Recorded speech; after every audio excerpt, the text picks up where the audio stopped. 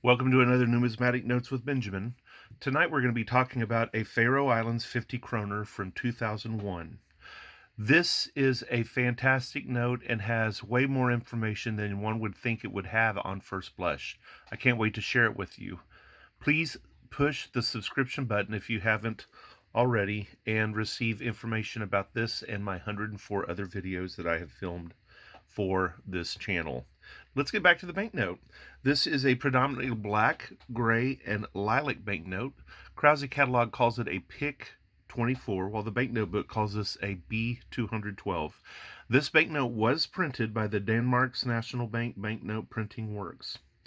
And it is a paper note with measurements of 125 by 72 millimeters. This note is deceptively simple. It contains an image of a ram's horn and then in the background a stone wall. There is a segmented security strip clearly seen here on the right that contains the demetallized 50KR. So when you hold it up to the light, you can see the letters 50KR, 50KR, 50KR repeated. There is also a solid security strip approximately right here that you cannot see unless you hold the note to the light. The only words on the face of this note are 50 Kronur, which is, I'm assuming, Faroish or Danish for 50 Kronur. It is signed by the governors Larson and Hansen, and you can see Hansen's signature here, and here's Larson's signature underneath. There is a watermark over here to the left of a full ram's horn, and an electrotype of a consecrating cross, which is a circle symbol with a cross inside of it. In later issues of this note design, you can see that that consecrating cross used as a registration device.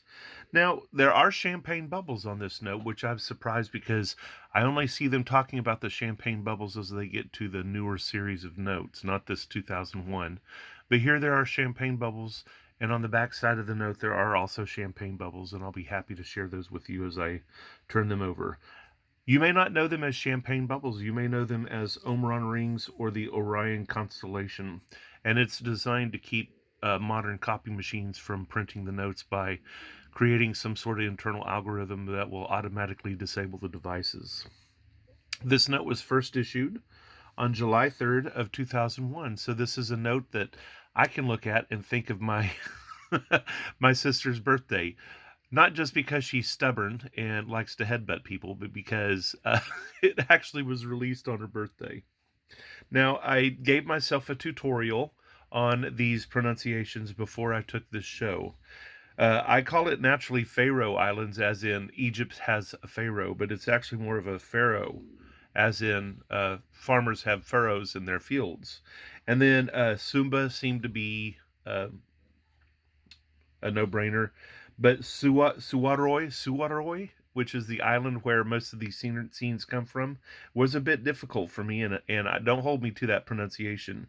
And I could not find anybody willing to on Facebook or YouTube help me out with Bunnisvord. And so you're just going to have to assume that I don't know what I'm talking about and forgive my pronunciation. I have some dear friends that are Danish, and I hope they just shake their head and still are my friend.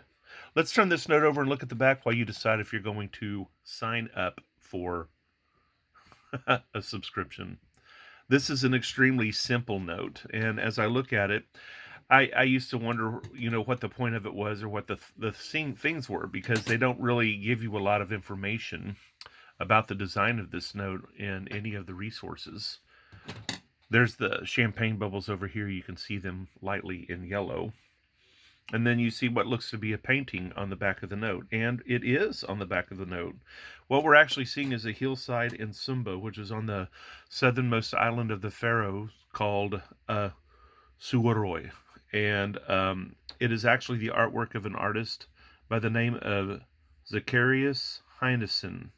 And that might be Zacharias Heinesen or Zacharias Heinesen. I've heard that name pronounced two separate ways. But like I said, Suðuroy is the southernmost of the Faroe Islands. It is about 63 square miles, and there's only around 4,600 people that live on the island. The population is in a slow decline. They have come down from 6,000 to 5,000 to, in the latest scenario, 4,600 approximately. But you'll notice there are some sheep here in the foreground. and you'll see a waterside, a rocky shoreline, and some cliffs, as it were, over there. Now, all of this ties together in a way that nobody has ever described this note for me satisfactorily. As I did my research, I found out that the city of Sumba, which is near this place, has a population of 350 people, and it is noted for the Bird Cliff Beinisfjord, which is what this is. This is the Bird's Cliff Beinisfjord, and it's just off the coast, and they don't show it on the note. There is a small island called Sumbiaromur, which takes a number of rams that could explain the ram's horn on the other side of the note.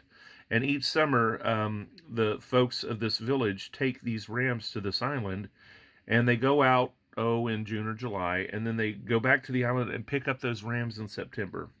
The grass feed rich pickings of the island have helped the rams to gain weight and are said to make them much tastier.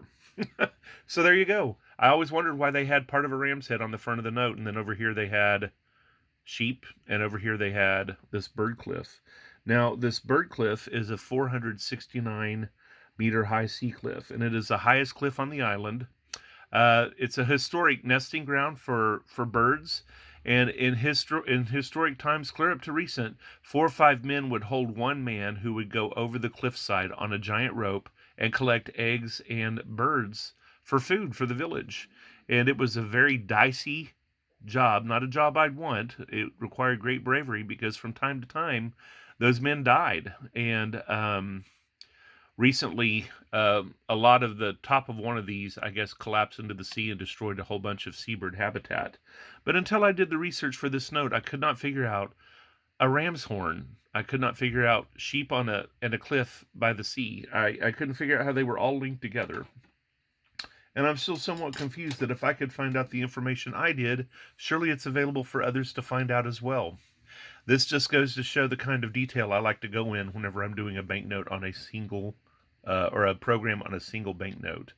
If you have not decided to subscribe, please go ahead and take a minute and hit that subscription button. I want you to comment. I want you to share. I want you to ask questions and make suggestions for my numismatic channel, Numismatic Notes with Benjamin. I am Benjamin. Have a jewel of a day.